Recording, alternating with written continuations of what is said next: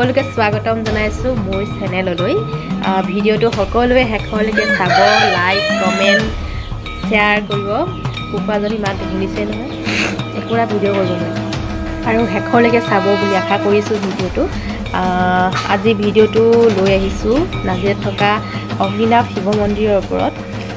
অগ্নিনাভ শিৱ মন্দিৰ এনেকুৱা এটা জাগ্ৰত মন্দিৰ মই নিজে প্ৰমাণ পাইছো আৰু আগৰ ভিডিওটোত আপোনালোকে ভিডিওটো চাইছে যেটো বিচাৰিছো তেনেকৈ ফলো পাইছো আসলে মনটো শুদ্ধ হ'ব লাগিব তাত গলেই যে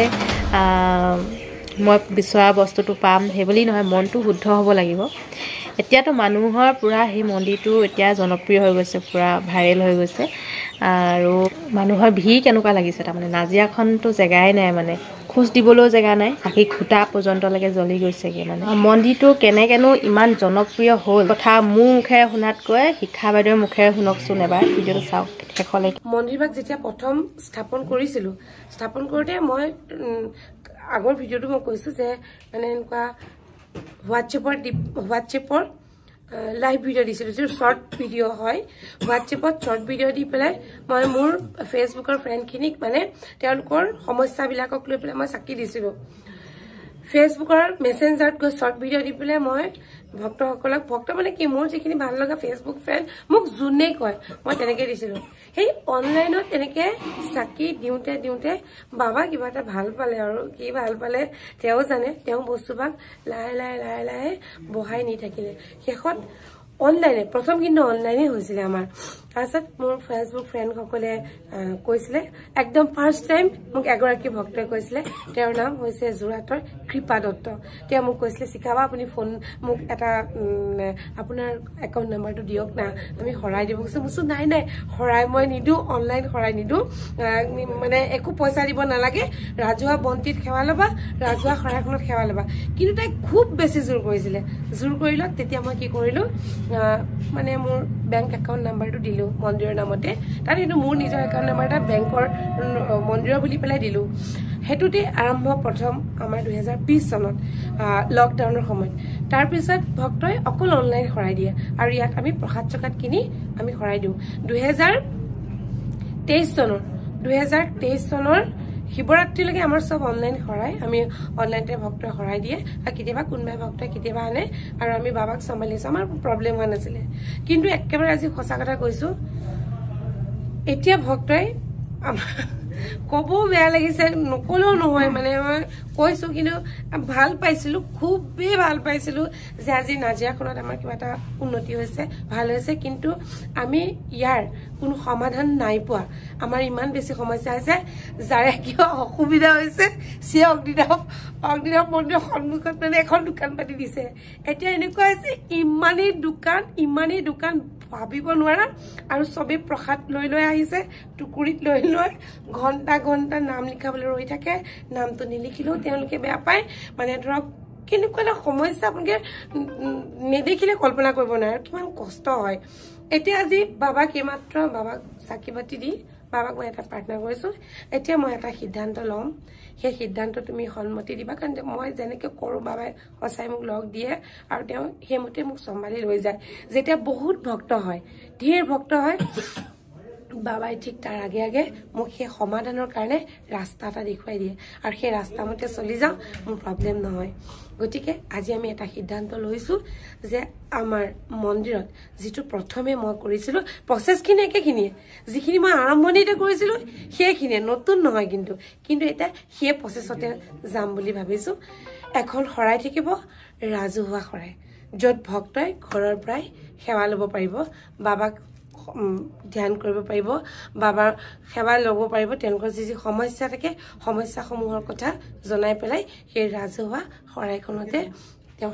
সেৱা ল'ব পাৰিব আৰু যদি তেওঁ মন কৰে অগ্নিনাভ বাবাৰ নামতে কোনোবা ওচৰৰ মন্দিৰ বা কৰবাত সেই হৰাইখন দি দিব যেটো মই আগতে কোৱা মই নতুনকৈ কৰা কথা নহয় কিন্তু দেই যিখিনি পুৰণা মোৰ ভক্ত আছে সকলোৱে এইখিনি জানে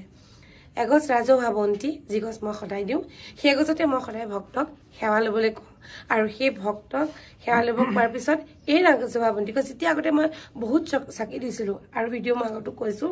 সেই চাকি দিওঁতে যেতিয়া বহুত বেছি গ'ল মই নোৱাৰা হ'লত মই তেতিয়া এগছ ৰাজহুৱা বন্তি দিবলৈ বাবাক জনালোঁ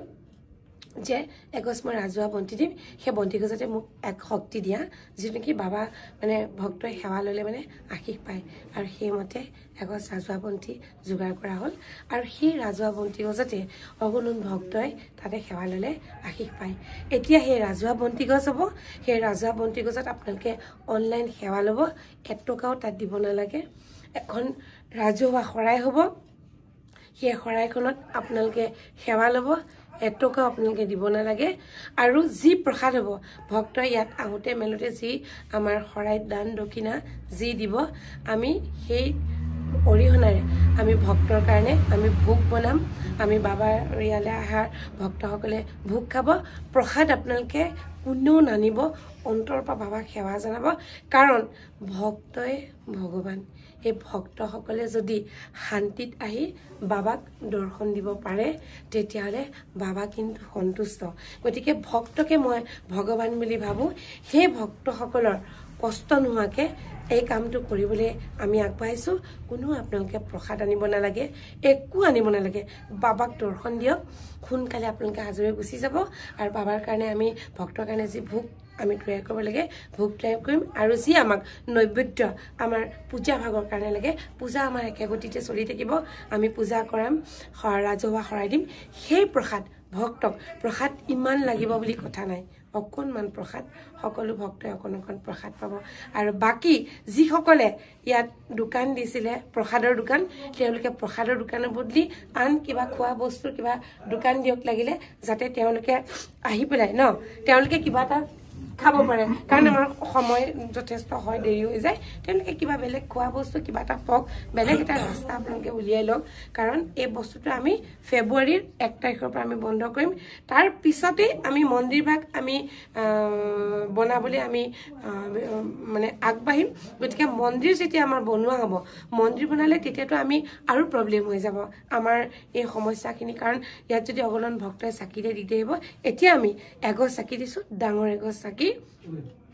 5 লিটাৰ তেল ধৰে সেই চাকি গছত ভক্তই তেল ঢালিব সেই বুলি 1 লিটাৰ 2 লিটাৰ 5 লিটাৰ তেল আনিব মাত্ৰ সৰু পেকেট আনিব সৰু পেকেটত মনৰ পৰা সেই 1 পেকেট তেল ঢালিব কোনো বটল নানিব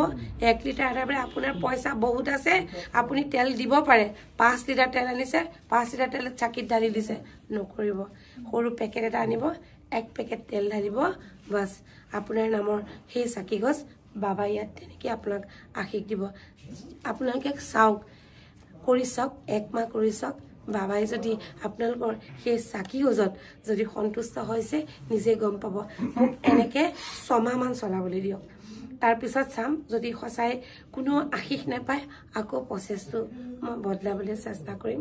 6 মাহ মোক সময় দিয়ক এই 6টা মাহ মই এনেকৈ চলাম কিন্তু তাৰপিছত মন্দিৰ ভাগ বনাবৰ সময়তো আমাৰ সমস্যা আহি পৰিব তাৰপিছত কি হয় নাজানো মন্দিৰ ভাগ বনোৱালৈকে বনাই হোৱালৈকে এই প্ৰচেছত চলিবলৈ দিয়ক বাবাই যদি মিলাই প্ৰত্যেকটো কথা বাবাৰ নামত এৰিও